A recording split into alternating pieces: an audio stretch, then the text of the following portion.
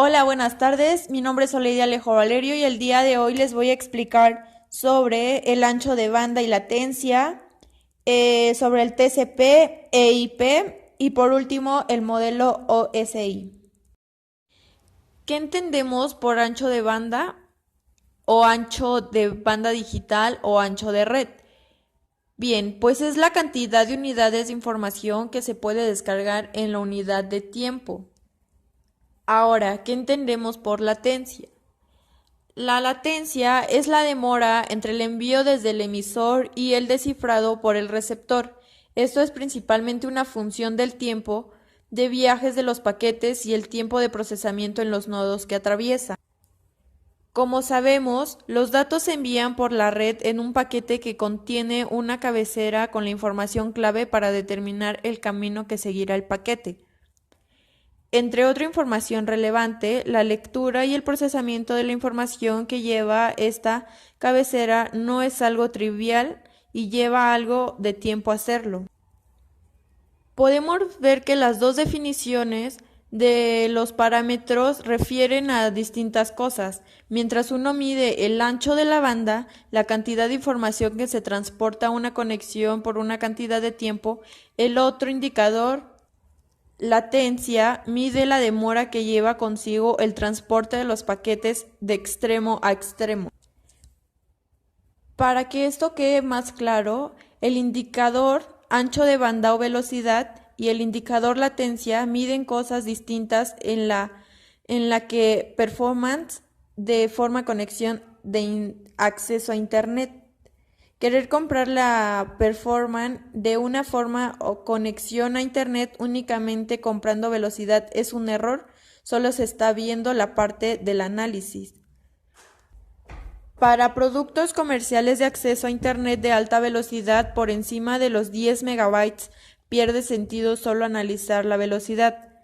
En este escenario es más relevante analizar la latencia.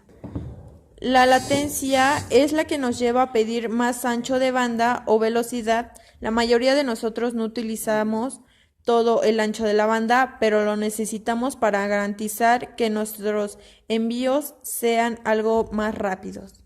Voy a hablar sobre el modelo OSI, TCP e IP. En la década de los 80 se produjo un crecimiento caótico de las redes, originando principalmente la aparición de nuevas tecnologías y su desarrollo comercial. Como consecuencia, se presentó un problema debido a que no existía un lenguaje común para la comunicación, y esto dificultaba enormemente la posibilidad de interconexión. Para salvar tantos inconvenientes, la ISO conformó un comité que para generar un modelo estándar que rigiera este tipo de comunicaciones. Producto de estas investigaciones, casi en la mitad de la década de los 80 surgió el modelo OSI, de casi nula implementación comercial. Por su parte, durante la década de los 70, un grupo de ingenieros e investigadores había desarrollado una arquitectura basada en protocolos de aplicación de red ARPANET.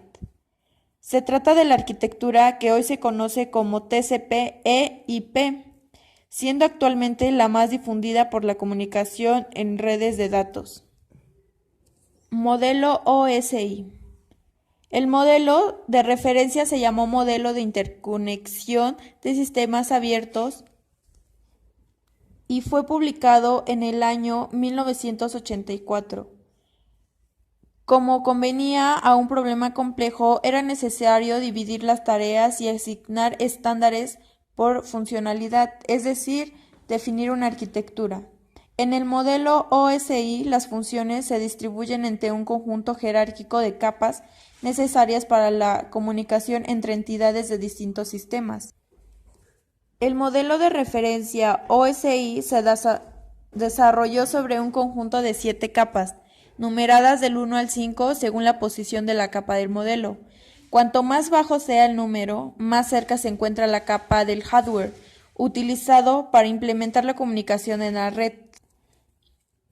En la imagen se muestra que la capa 1, denominada como capa física, directamente es la implementación del hardware, relacionándose su funcionalidad con técnicas de señalización, niveles de tensión, velocidades, anchos de banda y tipos de medios de transmisión, con sus respectivas particularidades. La capa 2 ya posee funcionalidades que pueden desarrollarse en hardware y software, en tanto que la capa 7 o capa de aplicación es el nivel más cercano al usuario y a los programas que se utiliza.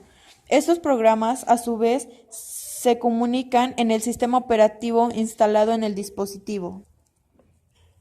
En el lenguaje descriptivo de OSI, una capa N es una capa genética que tiene por debajo la capa N-1 y por encima la capa N-1.